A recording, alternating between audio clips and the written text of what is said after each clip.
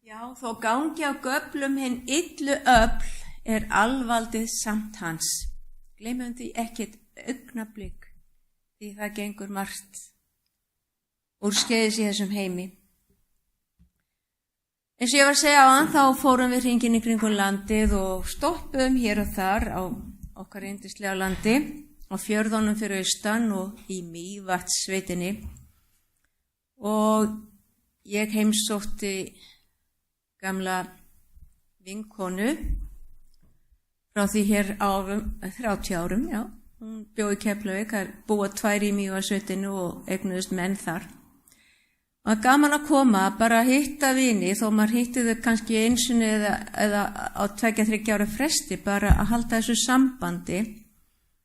Og þið veitir hvernig Mývatnssveitin ef við hafi komið þangað, það alls konar þar, ekki allt slæmt. Og ég sem betur fyrir ekki flugnarhrædd, því að þegar við komum til nöfnum minnar Þórdísar Jónsdóttur, þá var það svona bara skýjasveimur og ég tilkynnti kona, þóttist nú vita þetta. Þetta bara rykmý, þetta allt í lagi, þetta bara rykmý sem það var.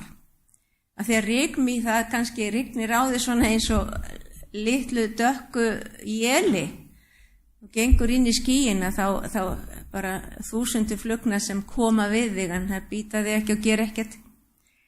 Og mér fannst þetta svolítið heillandi og flott. Ég hafi líka séð svona sveima fuglum, hvernig hreyfast allir í sömu átt og það alveg eins með flugurnar. Það bara að fylgja golunni og sveima svona í skýjum. Og það, ég sagði líka, þá ekki góð veiði í vatninu? Jú, auðvitað. Það fullt af góðum og næringaríkum, ómegaríkum silungi í vatninu. Af því að Guð sér þeim fyrir æti og þessar rykmýsflugur kom upp á vatninu 2 ára sumri.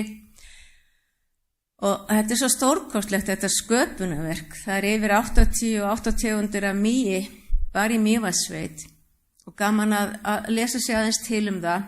En svo eitthvað hitt sem okkur ekki eins vel umgefið.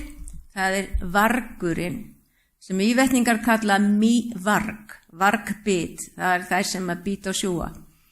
En þær koma á öðrum tíma. Svo maður að gera sér grein fyrir því að náttúran ekki alltaf slæm. Það líka þessi fyrirbæri sem að skapa lífið og búa til hringrásina og gefa fiskonum fæði. Maður gaman að skoða þetta og gaman að fylgjast með því.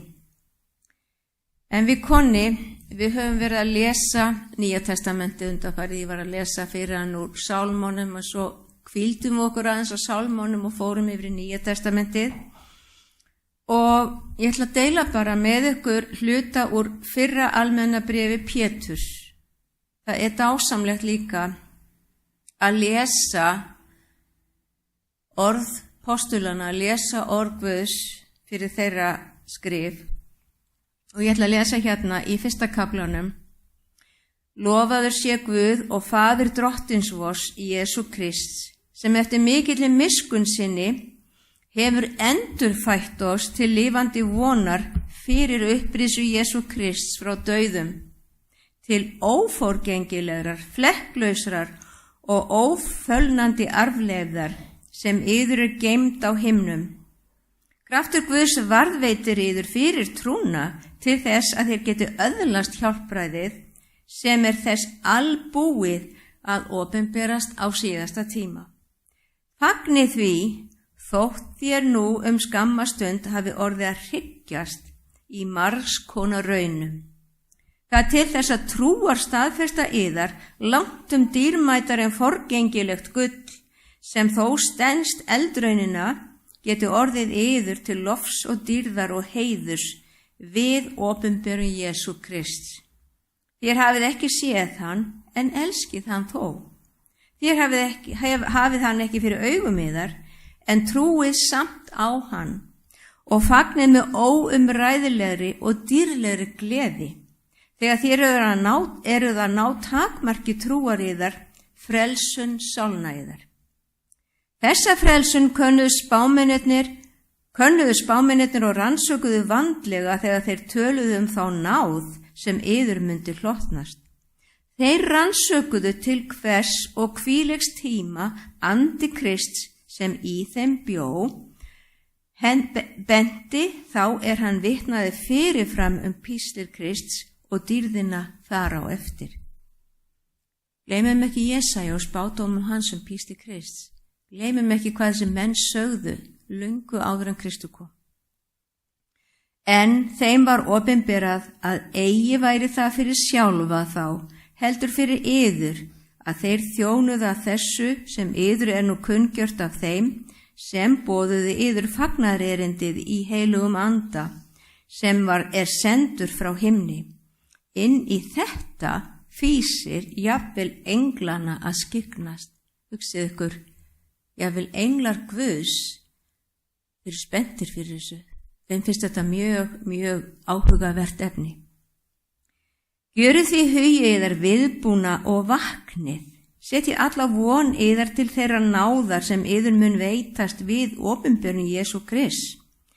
Verið eins og hlýðin börn og látið eigi framar lifnað yðar mótast af þeim girndum þeir áður létu stjórnast af í vanvisku yðar. Verðið heldur sjálfir heilagir í allri hegðun, eins og sá heilagur sem yður hefur kallað. Ritað verið heilagir því að ég heilagur.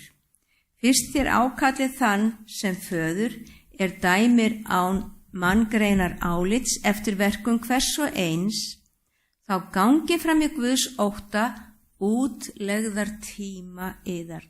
Svolítið sérstakt hann kallar þetta útlegðar tíma. Við erum sérst ekki komin allalega heim. Þér vitið að þér voruð eigi leystir með hverfulum hlutum, silfri eða gulli, frá fánýtri hegðun yðar, þér höfðuð að erfðum tekið frá feðrum yðar. Heldur með blóði þessi lítalausa og óflekkaða lambs með dýrmætu blóði Krists. Hann var útvalinn áður en veröldin var grundvölluð, en var opinberaður í lok tímana vegna yðar. Fyrir hann trúið þér á Guð vakti hann upp frá dauðum og gaf honum dýrð svo að trú yðar skyldi jafnframt vera von til Guðs. Þér hafið hreinsað yður með því að hlýða sannleikanum og berið hræsnislausa bróður elsku í brjósti. Elskið því hver annan af heilu hjarta. Þér endurfæddir, ekki af forgengilegu sæði, heldur óforgengilegu fyrir orð Guðs sem lifir og varir, því að allt hold sem gras, öll vex sem þess sem blóm á grasi. Grasi skrælnar, blómið fellur, en orð Drottins varir að eilífu. Og þetta orð fagnaðarerindið sem yður hefur boðað. Ég fannst þetta svo dásamlegt í morgun þegar ég las þetta að ég mátti til með að bara deila þið með ykkur.